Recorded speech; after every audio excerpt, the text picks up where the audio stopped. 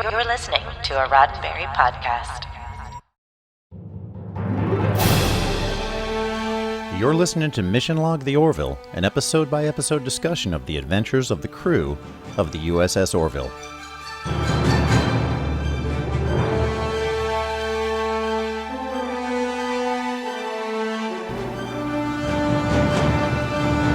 Welcome into another episode of Mission Log the Orville. This week, Mortality Paradox, the one where the Orville visits the barren rock that is Naran 1, only to find, really, just so many things. Just all the things. So many things. We'll discuss the meanings, morals, and messages to see if this episode aligns with the Roddenberry Star Trek philosophy. My name is Mike Richards. And I'm Jessica Lynn Birdie. Mission Log the Orville is a conversation that seriously does depend on your participation. And we're so glad that we have so many new friends and phones and people listening to us. It's really wonderful. So please share your thoughts, ideas, and tell us what we missed at ML_the Orville on Twitter. I'm sticking with it. Mission Log Pod on Facebook, or you can email us at missionlog-the-Orville@roddenberry.com. If you're watching this on the Roddenberry YouTube channel, please hit like and subscribe, And remember, we may just use your comments on an upcoming episode, so, be thoughtful, be nice. From Black Trick on Roddenberry YouTube channel. They said, I had binged all previous Orville mission logs and was worried that you guys might have missed this new episode, but good to know that you release episodes a week later. And that was about the first episode, right? This second episode. Because the first one this season we did just a couple of days after because we had the screener for it. So we were able to drop that just 2 days, the day after it premiered. But now we're kind of on our normal Wednesday rotation. So. Which makes sense because we make space for Orville Nation and all the other people that do things on other days and other Roddenberry shows as well. So Wednesday has been our day. So yes, we are here. No worries, Black Chick. And we also got Maria with T and Telly. And huge friend of the show. Yes. Man, I missed this! Exclamation point, exclamation point, exclamation point. I'm sorry! Exclamation point, exclamation point, exclamation point. Great show! Exclamation point. Don't forget to tell me when you are on! Exclamation point. Ha ha! Colon, smiley face. And we are, yes, actually just smiley face. Just colon not... colon parentheses. Colon parentheses. That's what I meant to say. Yeah, and I answered her on YouTube, and we're still going to do our YouTube premiere live chat on Wednesdays.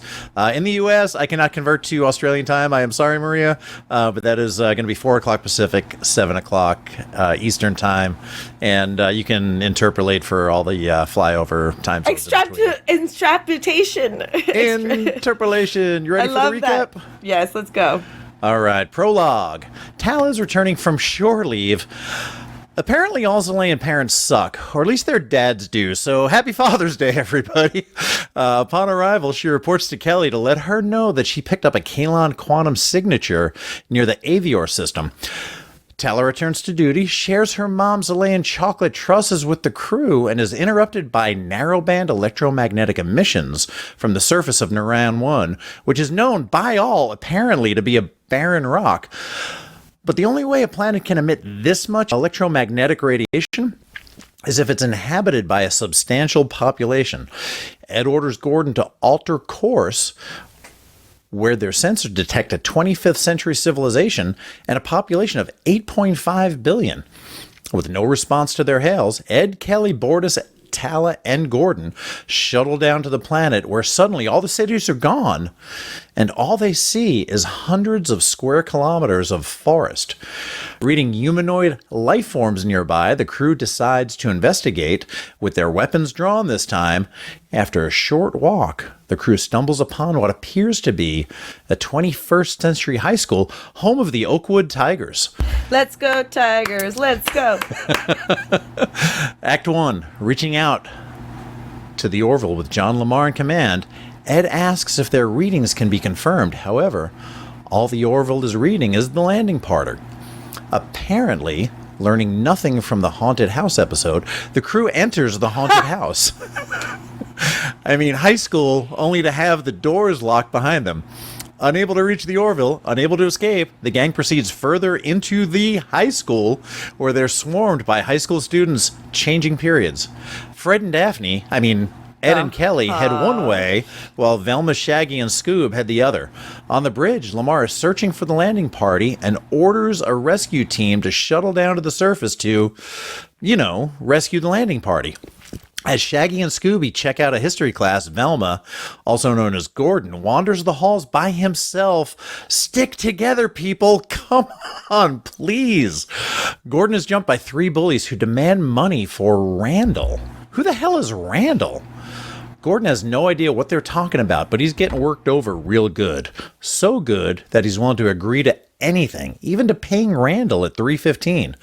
Leaving Gordon to tend to his very real injuries, Ed concludes that even if this is a hallucination, the crew can still get hurt.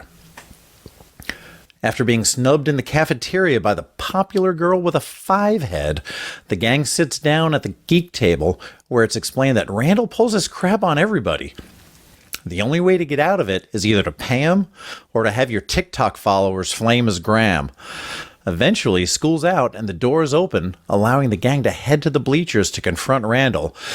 On the athletic field, it turns out Randall is kind of like the Delta Vega monster from Star Trek 2009. I mean, not exactly, but you get the idea. I mean, this one has a loincloth and he's walks a little bit more upright, but it's kind of the same thing. Suddenly, Gordon's eyes glaze over as he's about to be Randall's next meal. Thanks to Tala's quick thinking and great aim, the landing party is able to escape, running back into the high school, only to find themselves in the aft galley of a 21st century passenger jet. After being told to take their seats by a well-intentioned flight attendant and somewhat overzealous flight attendant, the group takes their seats and plans their next move. Act 2. The rescue party arrives on the surface to see the desert wasteland they expected from the start. But there's no sign of the landing party. Back on the passenger jet, it's a stormy night. Gordon's not concerned with the storm or the lightning, but there is something else that does have him concerned. Deciding to see what's going on, we learn there's no pilots flying the airplane. None at all. Gordon takes the controls of the jet and gets his bearings just in time for both engines to run out of fuel. Gordon finds a place to land as Ed's eyes glaze over, just like Gordon's did when he was in the clutches of Randall. The jet skids to a stop just on the edge of a cliff. Jessica, why does there always have to be a cliff? Always. And the crew evacuates through the forward door, only to find themselves in a Mocklin morgue? What the hell? Realizing they never should have left the ship. But exploration does have risks. I say risk it. The landing party searches for an exit. Touching a control panel that might be an exit or literally might be anything, Tala opens the Mocklin coffins, where one dead Bortus-looking Mocklin strangles the not-so-dead Bortus-looking Mocklin until his eyes glaze over, like Ed and Gordon's previously, leaving himself to feel like he was outside his own body. Next stop, a creepy stairwell over a bottomless pit which leads down to Lake Ruel on Celea, making it clear that this is an illusion, because if they were on Celea, they'd be dead, because, gravity. Am I right? Act 3. Kelly, Tala, and Gordon take a raft across Lake Ruel to investigate a flashing light on the other side when they spot the Loch Ruel monster under the raft. The sea monster grabs Kelly with a long tentacle and pulls her under as Tala swims furiously to save her. As Tala struggles to free Kelly, her eyes glaze over, meaning Kelly's eyes glaze over, just like Gordon's, Ed, and Bortus's did. Safely back on the shore, Tala confesses that she felt the same thing the rest of the crew felt. Funny thing, though, we never saw Tala's eyes glaze over. It was cut for time. No big deal. I'm sure Tom just cut that out, just for time, for budget reasons. As the landing party regroups, a large doorway appears on the shore, but Ed says, "That's it. That's enough. We're not playing this game anymore. Either kill us or let us go, because we're done with this BS." Heading any direction but through the door, Bortus finds a power signature leading to a holographic generator in a cave. Ed pulls out his plasma pistol and destroys it, leaving the crew standing on what appears to be the real Neuron 1 right next to their shuttle. The end. But wait, no, there's more. Act 4. Claire's examination of the landing party finds evidence of a highly invasive neurogenic scan, similar to a hallucinogen. Between this, it's specifically ayahuasca. Between this and the holographic projector, it's possible to project vast realities. Further, it appears the device is of Kalan design. After all, Ed muses, if you can control someone's perceptions of reality, peaceful conquest is easy. Admiral Halsey orders a Union fleet to rendezvous with the Orville, but is it a Union fleet? Or is it a Kalan attack squadron? Why would you think that? Well, I mean, because Isaac. After a brief discussion, Ed decides to hightail it out of there, as the Union convoy does in fact turn into a Kalan attack force. The Orville is outgunned, outmanned, outnumbered, and outplanned. And things don't look good as we flash to the bridge of the Orville, with John Lamar in command, being held by Tala Kiali? What? Looks like the real Tala is only now returning to the Orville, back on the bridge of the Orville, you know, the one with Ed in command, being attacked by the Kalan spheres. It's time to abandon ship as a Kalan ship stops just short of ramming the bridge. The 5 members of the landing party brace for impact as they realize no impact is coming, while the rest of the crew continues to brace themselves. Non-playable characters, maybe?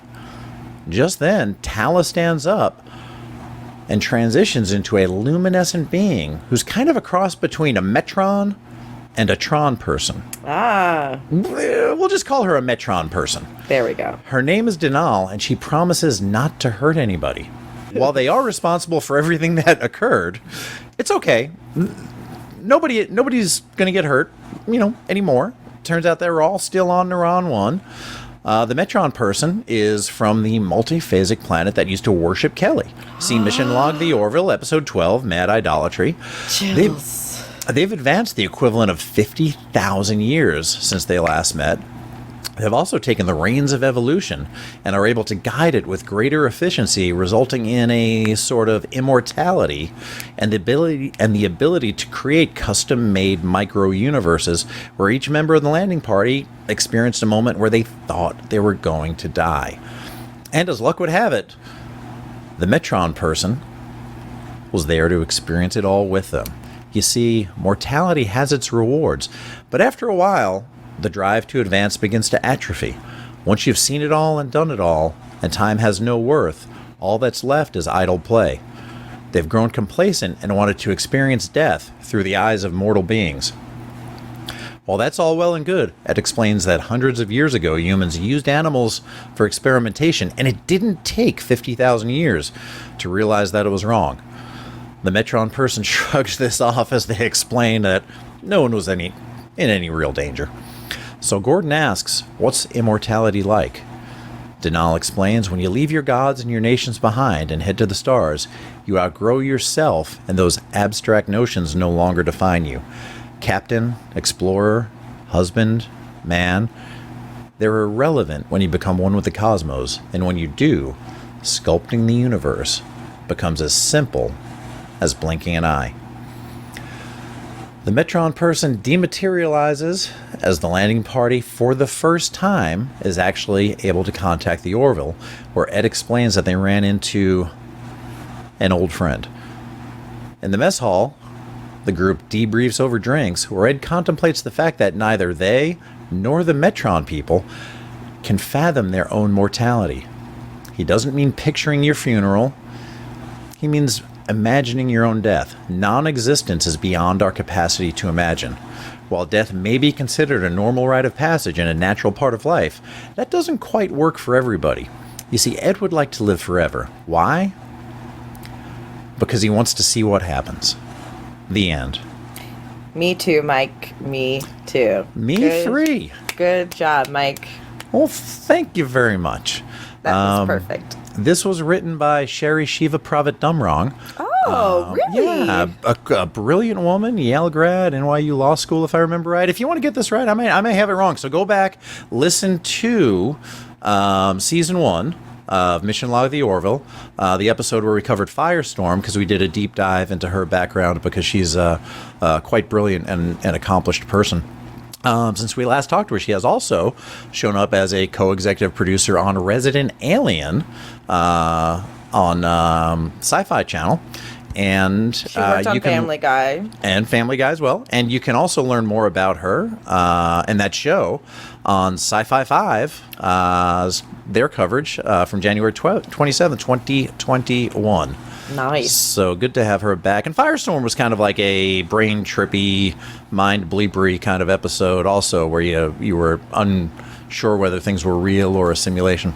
Oh, that's right. Yeah. Directed by John Cassar. Music by Joel McNeely, and man, I just cannot say enough about the music on the show. I was actually thinking about saying this was my favorite music from every episode, but I wouldn't want to slight any other episode because it's so good. It's always pitch perfect for the episode that we're watching. It really is. But I can see why you would want to say that as well. Yeah, and if you're watching the show in the 25th century, the premiere date was June 16th, 2021. Nice. Yeah. So, first thing I want to say is, Mike, we have a queue. We have a queue. We have a omnipotent or immortal being, a godlike being, and presumably a whole race of them that sort of are, like I said, idle play, just kind of while in their play and want to use us as their playthings, I guess. What I love about that, though, is it is of their own making. Kind of like, Q just shows up and is like, hey guys, I'm gonna bleep with you, and like for no good reason, and then becomes intertwined in their lives. And now we actually don't get me wrong, there's a lot to talk about with the morality of Denal screwing with them or not, and I have opinions, obviously, but we've seen this. This was a really tried and true Star Trek formula, and it was so enjoyable. There was nothing more shocking than Randall sprinting onto the football field. I'm expecting to see some like Matt Dillon type character from The Bodyguard. I was expecting like a twist where it's like a geeky kid who's like, "Hey, give me your money." Like I just totally expected that. Because my idea of current high school is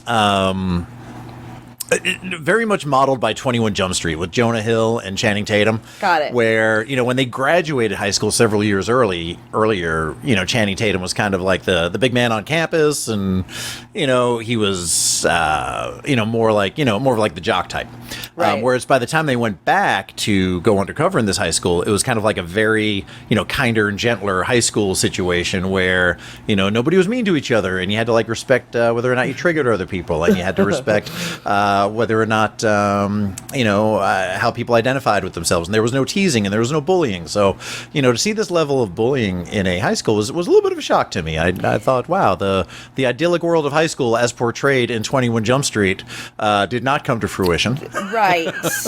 Now, that's being in a high school was what made me think initially that this was them just going to like cycle through trauma.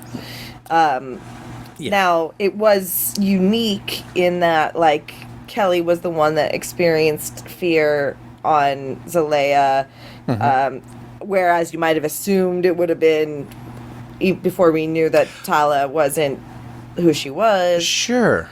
But so they all, we didn't know, like, we don't know that Ed has a fear of flight. So, you know what I mean? and I don't know that the person who was tapped for the experience, and they also said, from your experiences and databases. So the thing that I initially thought was that Ed, since he was the guy that had to wear a shirt when he went in a pool till he was 20, maybe he got stuffed in a locker occasionally, when he was in high school. So maybe this was his fear. It just ended up playing out that Gordon was the one that got beat up because of it. Because I thought Gordon was maybe more likely to be fearful of running out of fuel or being in a plane with no pilots or being in a plane where you're not in control. That to me is a much more kind of, realistic fear that a pilot might have. And now that one ended up getting Ed killed. So I think there was sort of like maybe a mix and match of scenario versus whose eyes ended up glazing over. Sure. And I guess that's my point is, there definitely was the fear factor. So I was glad that I was like on the right path with that, whether it was personal or not. But did you have any thoughts as to what was causing this throughout the episode, or did you have like a hit? Did you have a hit? I had no idea. Like, I was not saying like, oh, I bet this is the return of the race that apparently was unnamed on the Mad Idolatry. Yeah, so they're just the Metron people. They are the Metron people. You can have that. Because every time, when Shatner said it, he said the Metrons. So they call themselves the Metrons. So Metron people. That's our portmanteau. That's our portmanteau of the day. We do those well, I think. I think we do. I think we do that well. So no, it was a complete surprise to me. I was sort of like okay, now what? Now what? Yeah, it was an exciting episode for that reason. We got some of the humor back, which is, I think, more for people that are accustomed to that, to be like, don't worry, we're still the same show. Well, and I think that if Star Trek the original series can do Trouble with Tribbles, and if it can do a piece of the action, and it can also do Balance of Terror, and it can also do City on the Edge of Forever, then there is no reason why fans of that sort of genre, which I think whatever you call Star Trek and the Orville, they're in the same sort of genre, loosely defined, can't have more comedic episodes and can't have more serious episodes. Yeah, I think one of the things that I respect about this team that makes this show is they're not trying to accommodate a TV show for everybody. They're trying to do a TV show that they like, that they would enjoy watching, that they feel good about. And, the internet can be such a friggin' crazy place, but I am so off-put by people who are like, this is childish. Like, obviously, there's way more positive than there are negative thoughts. Yeah. But when people feel like their opinion is... Well, first of all, your opinion is valid, but it can also be wrong, where it's like they're just spewing nonsense. We've had a couple of people thoughtfully critique what they expected this season to be, which I think is great. Like, give us a reason what works for you, as opposed to, I still like it.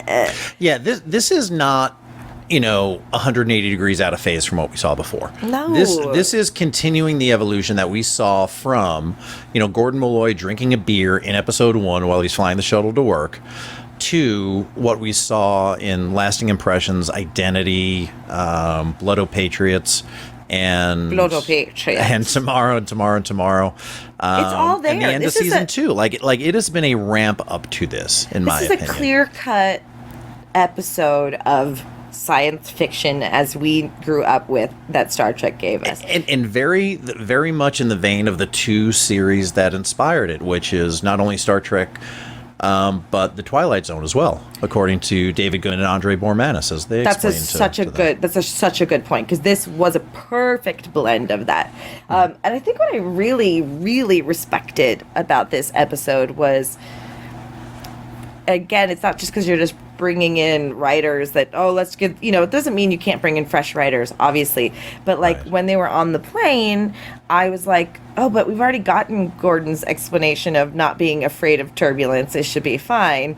And then, so, when you see he's actually scared because he says, so it seems like the pilots are trying to hit the pockets of thunder and lightning. That was what was concerning him. So that's what I loved, was that we knew he wasn't afraid of being on a 21st century plane, but there was something actually wrong. And funnily enough, when Seth walks out with his cut on his head, I remembered that Kelly had that tool in Mad Idolatry that healed that little girl. She should have had that tool on her. Well, the only reason I think she had it on her was because Ed was embarrassed to admit that he got hurt playing Latchcomb. Right. So he asked her to bring him the dermal generator so he wouldn't have to go to sickbay. Thank you for reminding me of that, but at the same time, it still did remind me of that head injury. Now, I am all in favor of sending people on landing parties a dermal generator with them. and Sure. to bring with them, just as part of like whatever goes in their fanny pack, and as well for a little crossover with Mission Log, who just covered Faces this week. Send down some transponders also. That way, it's a little easier to locate the landing party if you have to. Just little make mini that a normal black thing. boxes on all of them, and a little Yeah. bit like little Bluetooth signals. Yep. How about this? Don't send the captain. What are we doing? Oh, come on. That's craziness. If I was a captain of an exploratory ship, I would be the first guy to go down. I on every got it. episode. And it's- I would. And he was making awesome calls. I not for nothing, it was awesome to see John Jamar, as I lovingly call him, at the helm too. It was It's nice because it kind of follows con. into that chief engineer being somewhere in the command structure, like Scotty was. Yeah. Let's face it, they had not their first, not their command officer, and not their executive officer, but also their third in command, also who is known as a second officer, Bortus, all away. So yeah, they were down to fourth in command. Which, as far as I know, correct me if I'm wrong, I think this was the first time we saw John Lamar in command. I think it's the first time we've seen a black person on this show in command, or a person of color. I'll agree with that. I mean, first of all, I think he's Besides Bortus. So, has but Bortus Claire ever been in command? She has not. I don't think I've seen her as that. Yeah, no, she was just the Obi-Wan for Alara Katan. Yes, she was the Obi-Wan for Alar Katan. It just reminded me of something that Norman Lau shared today, where when Uhura took the helm and was able to deftly steer the ship when Kirk relieved like the crazy O'Leary or something from when he wasn't able to perform, and she just deftly was able to like fly that ship or whatever, work the helm, and the camera didn't go, look, we're doing this, but it was a big deal in 67. 100%. And they just sat on. So anyway, it may or may not be a thing, and it isn't a thing, but it just reminded me of that because I just saw that post at the same time too. Yeah, and she also took command in the animated series. It's just great. Like, it shouldn't be a thing, but should not be a thing. We can show the world. Diversity is important. So all the research in the world shows that when you see somebody who looks like you in those kind of positions, even on a fictional TV show, that it does something to enable you to aspire to do those things yourself. 100%. And I think that makes me so much more proud of my fandom every time that we get that extra bit of diversity. And it shouldn't have to be a thing that we even need to compliment, but at the same time, it's good that we're there, that we're like consciously working on that as a society. Yes. And then what else? So first of all, one of my favorite moments was when Bortus comes up to the mean girl and it tells her that he's prepared to take the seats by force. It is one of the funniest things ever. Yeah, that was definitely a one of that would have fit in very well with one of Worf's more comedic one-liners. Yes, 100%. I'm prepared to take them by force. I am prepared and Ed's to take like, it by force. Ed being the thermostat, not the thermometer. So That's as a leader, when things are starting to heat up, you have a choice. You can either be a thermometer and react to the rising temperature, or you can be a thermostat and try to modulate or cool things down. And Ed chose to be the thermostat and say, like, hey, let's take this down a notch. Let's just find another place to sit. Gordon, very quick-witted after just getting his, I wouldn't even call it a swirly because it was just essentially torture. Yes, he was waterlogged. He was being tortured. Was quick to regain his wit and whisper, a logical course of action into Bortus's ear, which is to tell her that she has a 5 head. Don't talk about my 5 head. It's actually, apparently 5 heads are good if you're an actor, though. It allows you to be more expressive when you meet some actors in person. When I started becoming self-conscious about my head, which is stupid, I was like, I know. When I was a child, someone told me that, and I was like, oh, well, good. I'll be a better actor then. Well, and then what I've noticed also is just the distinguished looks of successful actors. Like Julia Roberts has a very distinguished look. Nicolas Cage has a very distinguished look. They have very defined features, whereas other people have maybe more classic beauty. I see. Yeah, you can recognize them, and then some blondes just look like some other blondes, and some dudes look like some other dudes. Just some other dude, man. That's a fair point. Yeah. So I want you to talk about the guest star, Denal. She was phenomenal. So I did not recognize her, and I was blown away by this when I saw it on Tom Costantino's Twitter feed. Elizabeth Gillies. She has been around the industry for a while. She started the first time I saw her, my daughter was a fan of the show Victorious on Nickelodeon, and she was a cast member on that show. But she started on Broadway in the musical 13.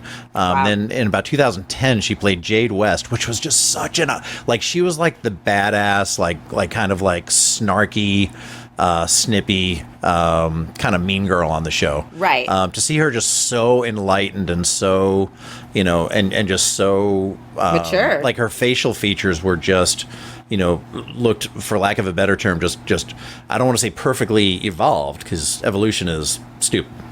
Creates a barely passable being, Gordon Malloy. But her, just completely, just. She looked great. I also do remember her from Sex and Drugs and Rock and Roll, which was, I think, just a one series, maybe series and a half show with Dennis Leary after Rescue Me finished. It was Dennis Leary's next project, where he played an aging rocker. And she starred in all of those shows. So yeah, just surprised, because with the, sort of androgynous look and the, all the accoutrement that she had on. I did not recognize her from anything that she had done previously, which is amazing that an actor can step into a role and do that. It says a lot about their ability. Huge kudos to the makeup team too. Yeah, so it was great to see her, and she's also been on Family Guy, Robot Chicken, American Dad, and so she's been around for a while. Not to mention, Seth has already worked with her on those TV shows, you're right, but also recorded from home, I think, during the pandemic with her. So they did songs online together and released an album. I'm blown away at this point. It's clear that he respects her, especially because, he's a musician himself. And again, just the amount of talent on this show is crazy. And you know what? I mean, we're supposed to be doing a deep dive into messages, morals, and meanings. And sadly, full disclosure, I'm finding myself just more and more of a fan of this show. Just as we're supposed to be fans. That's okay. We just need to maintain that. I need to just do something other than just sit here and fanboy over. We don't need to do anything. We just do what we want. Yeah. Okay? I don't care about anything. If I like the show, I'm going to talk about it. If I don't like it, I'm going to talk about what I don't like it. And it's convenient that the show's good. How about that? Yeah. Like if I had to watch it 3 or 4 times a week and hated it, it'd be awful. But it'd be tough. It'd be tough. So the title. The Mortality Paradox. Sure. Aha. Was taken from a passage in a book called Immortality, The Quest to Live Forever and How It Drives Civilization by Stephen Cave. And in it, he describes the mortality paradox, much in the same way that Captain Ed Mercer does during the epilogue or the last scene. So more on that later. I want to kind of wrap up with that. Yeah. In a little bit more time. So, do you remember when Ed and Kelly, back in episode 2, Command Performance, were in their New York City apartment? Yep. And it appeared to be like 7 years before that. Yeah. And Kelly looked at Ed and said, "Could this be time travel?" Well, here's the thing. It ends up being time travel for her. Yeah. So and this, it's the same. And in this one, he was like, she does. It does end up. So she's either always involved in or thinking about. Or suspicious of. or suspicious of time travel. Well, what I liked about the crew in general, even when they were talking to Finn in the unrealistic back on the ship setting, they all hypothesized, they all threw in questions, everyone was encouraged to ask a question, and even like when they were on the shore of the Zalayan, I love that you called the monster the luck bar Oh, the Loch Truel monster. That was really clever. Even everyone gave their 2 cents as to what it might be. Yeah. And I thought it was a threat or, like a trap. And then Bortis said it was a trap. So it just was, they're really such a good crew. It's such a good writing to exemplify excellent crew work. But anyway. And that it's okay for everybody to be able to share their ideas. It could be time travel, Mike, is my point. It could be my background. If we look at aviation accidents from time to time, and back in the days of autocratic captain, the captain's word shall be followed without question, without delay. There were many instances of somebody on the flight deck having the answer and knowing the situation the way it was, having accurately assessed all the available information. But they were not listened to, or they didn't feel like they had the right to be able to speak up and share that information, and people died. Yep. So if I am leading a team and a decision needs to be made, I want to, time permitting, be able to, and there's always time, you make the time, right? You slow down, you make the time, listen to what people have to offer, because somebody there might have the answer. And if you shut them down, you shut them out, you let them think that their opinion is not valued, you're not going to get that answer. Yep, totally. This is a very awful example of this, but I've been watching a lot of Taskmaster from the BBC, and there's one season where they're paired up in these teams, and it's the team of 3, and basically they have to do these inane tasks and try to get points. And there's one guy who just goes, "We're doing this, we're doing that, we're going to be doing that, I'm doing that, and we're doing that," and everyone's like, "But," she's like, "No, I'm going to do that," and he doesn't even communicate his idea. He's not comfortable and they friggin' lose every time. Yeah. Because he's not listening to anybody. And there are times that, as the leader, as a captain, you have the ability to say, like, I heard you. And this happens sometimes, but we're going to do it this other way because it's my job to make the decision. We heard Jamar do that. Yeah, now, when you do that, the only thing I have to say is that when you do that, when you exercise that captain's authority and shut everybody else, you better be right. Like, you better be sure you're 100% right. Correct. Because if at the end of the day things go sideways and people on your crew see that other people suggested a different course of action, you didn't listen to them, that trust is broken and very tough to get back. Yeah. Anything more we can chit chat about before we move on? We talked about the Randall Monster. If anybody's following Brandon Fayette on Twitter, he's got a 3D model of it on there, kind of a turntable, and it's awesome. It actually kind of looks more between, more like a walking upright troll kind of thing with a long tail, and it still has that head that kind of opens like the J.J. Abrams monsters typically do. I definitely want to do a one-shot D&D campaign where my people go up against that kind of monster.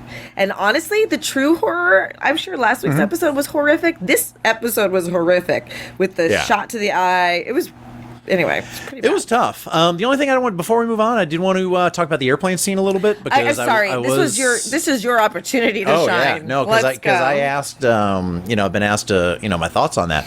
And honestly, I thought, there's almost nothing harder to watch on TV than like an airline scene or an airplane scene as an airline pilot. Sure. But this, honest to God, I thought it was exceptionally well done. The look in the cabin, the look of the overheads, the look of the flight attendant, the look and feel of the flight deck, the motion, all the internal shots, the external shots. That it was very, very well done. Wow. A couple of nitpicks. Okay. Just to point out was that in flight, before you push back from the ramp, the flight attendants arm the doors so that those slides will automatically deploy if you have to open the door in the case of an evacuation. So it's always, that's prepped. That's pre-prepped. That's prepped. That we do before we push back from the gate. We need to make sure everybody's in their seat with the seatbelts fastened, the bins closed, and the girt bars is what they're called, installed, that arm the slides. When you do that, there's a red strap that goes across the little window, the little viewing port on those entry and service doors, and that alerts people on the outside when you get to your destination, like the caterer or the person who's driving the jetway up, those kind of folks, that the door is armed, don't open it. So when they were in flight, Bortis tried to open the door, and then later after they crashed and they exited the door, that red strap was not across the the small window. Just very little. Also, Ed and Gordon would not have been able to get into the pilot seats from the outboard side. Because there's the walls of the aircraft are right there, the windows. So that you have to kind of go in. You have to kind of go in one at a time from over the center console, or the pedestal as we call it, and then kind of go out. They could have Rikered it too. From there, they definitely. You have to Riker it. You just have to Riker it from the inboard side, not from the outboard side. Got it. The shots of the aircraft all look great. It looked like the exterior shots were of a 737, while the cockpit was looked much more like a 757. I got it. So a little bit there, and then also lastly, the only thing I would say to our listening and viewing public, as well as anybody who has watched the episode, is that I would never condone punching a flight attendant, no matter how many times she tells you can't do something. It was a choice. It was a jarring choice. It was a choice. It was a choice that I would not make, and that could end you up with some jail time. Wow. And I think that's a good moral or message to move on to. Do you agree? Yeah, I think we can. Let's move on to the other side. All right, I'll see you there.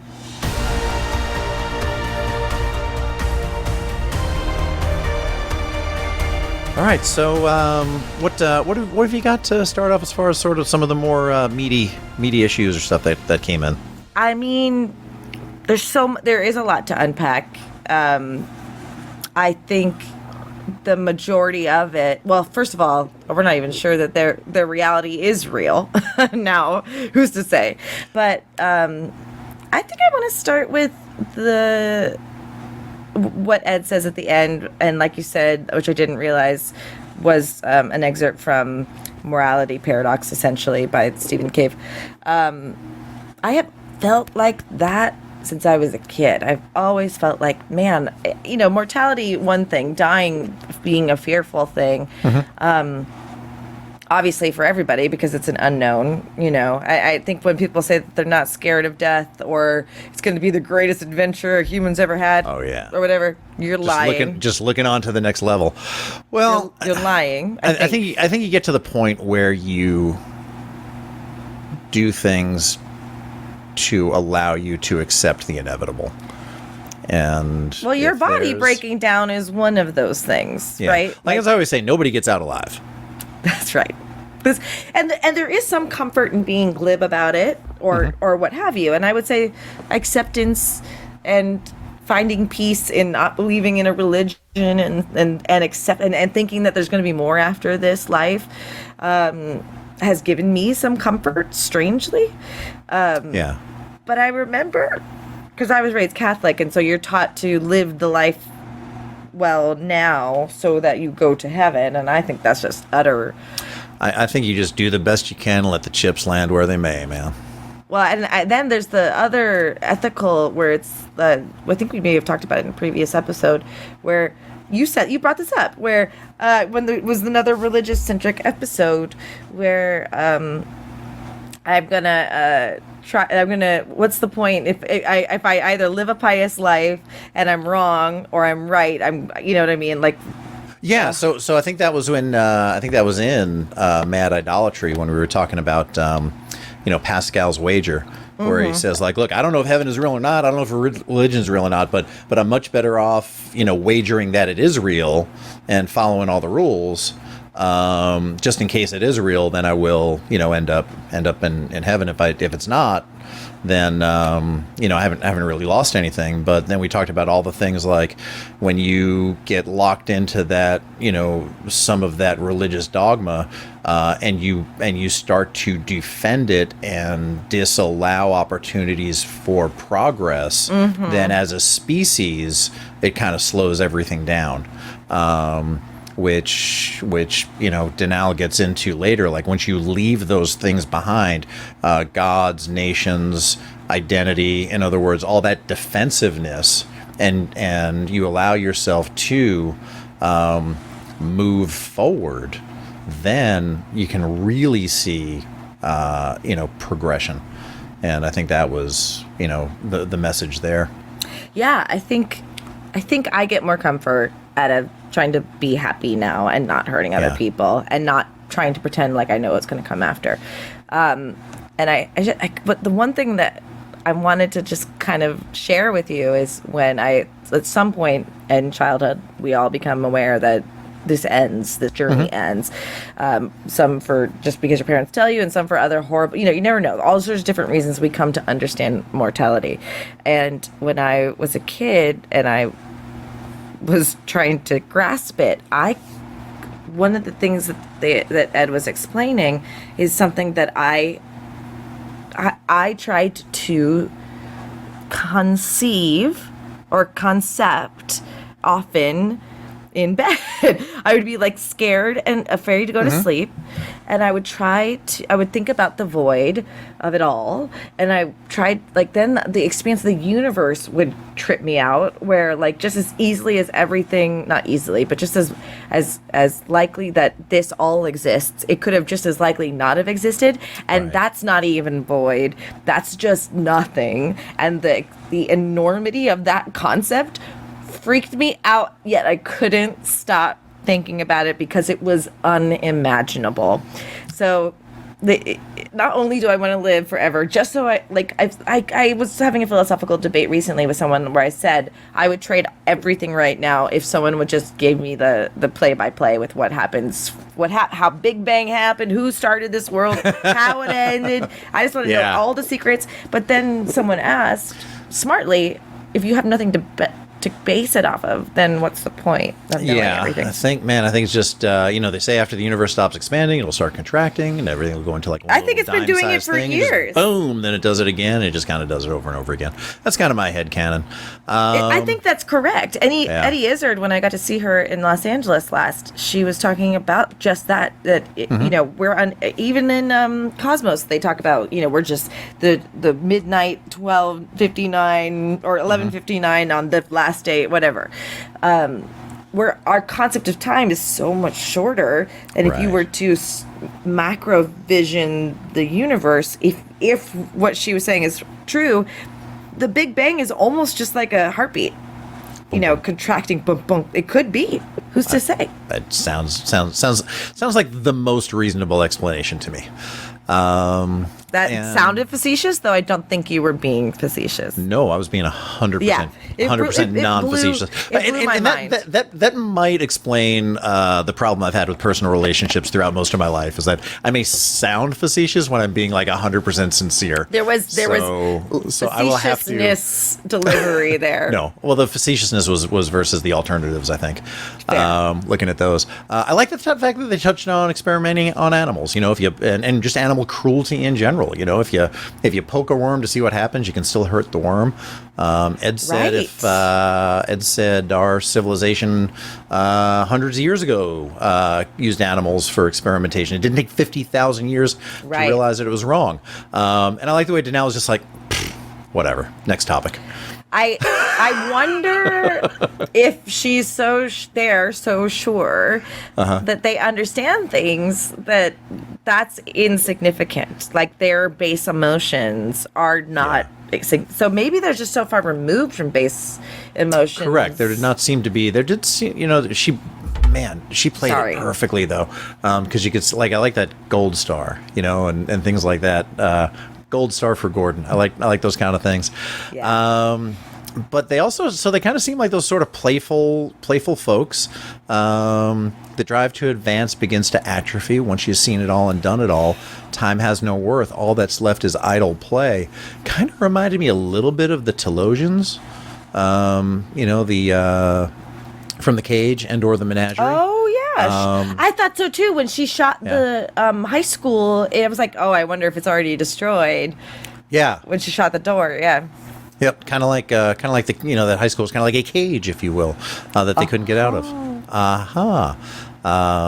So it was good. I think we already touched on the outgrown religion, nationalism, and that general sort of defensiveness and insecurity. And I love the fact that she looked at this. Probably should have been the first portion, but when she was like scoffing at evolution, that it creates a barely adequate excuse for a being, and then looks at Gordon and says, "No offense."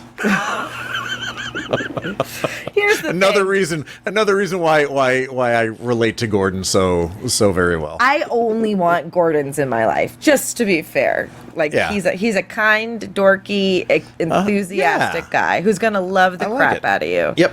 So Exactly. if that's what evolution has brought us, I'm Yeah. okay with that. So, Denal, what we need to do is we need to take the simulator program and create a real life Laura Mullins just for Gordon. Bring her back. Get her back on the show. No, it's not. Do it. No, No. because it's not real. Because she doesn't want to be forgotten.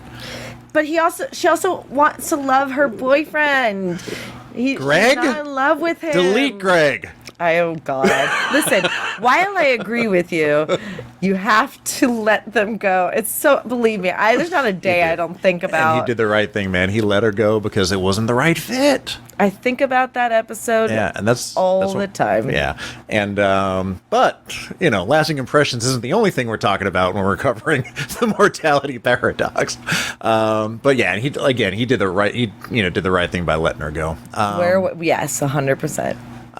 So I wanted to kind of, maybe just indulge myself and share what I found on the Mortality Paradox from Stephen Cave in his book, The Quest to Live Forever and How It Drives Civilization. And this is pared down quite a bit so that we are respectful for your time.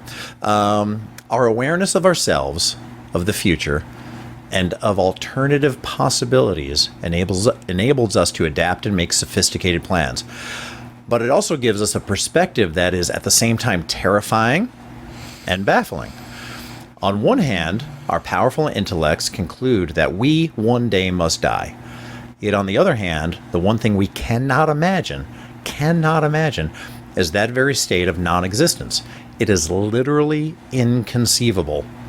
And I think we do know what that word means. Inconceivable. Death, therefore, presents itself as both inevitable and impossible. Wow. Both halves of this paradox arise from the same set of impressive cognitive facilities. First, we're aware of ourselves as distinct individuals, a trait limited only to a handful of large-brained species. Second, we have an intricate idea of the future, allowing us to premeditate and vary our plans. In other words, plan for the future. Right. And third, we can imagine different scenarios playing with possibilities and generalizing from what we've seen, enabling us to learn, reason, and extrapolate. The survival benefits of these faculties are obvious. From mammoth traps to supermarket supply chains, we can plan, coordinate, and cooperate to ensure our needs are met.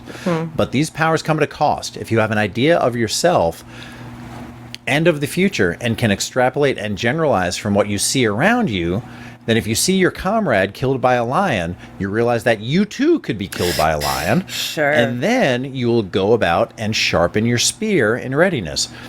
But it also brings anxiety. It summons the future possibility of death in the present. The next day, you might see a different comrade killed by a snake, another by disease, and yet another by fire. You see, there are countless ways in which you could be killed. Or, there's another way to say this, Jessica, there are a million ways to die in the Old West.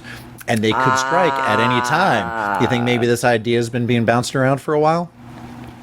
And so we realize that no one is spared.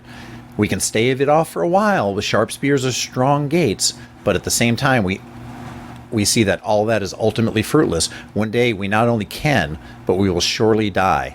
So, what's the best reason to stay alive? What do you think is the best reason to stay alive?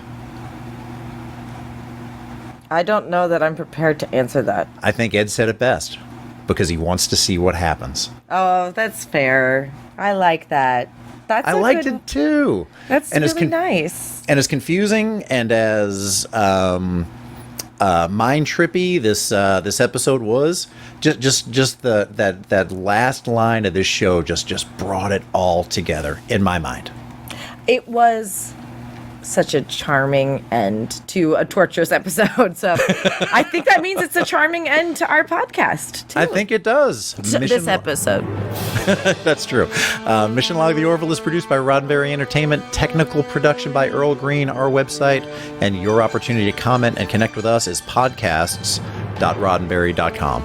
Join us next time on Mission Log the Orville, where the krill come first on Gently Falling Rain.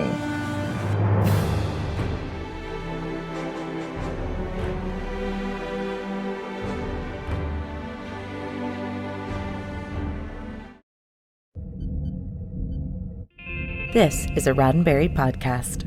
For more great podcasts, visit podcast.roddenberry.com.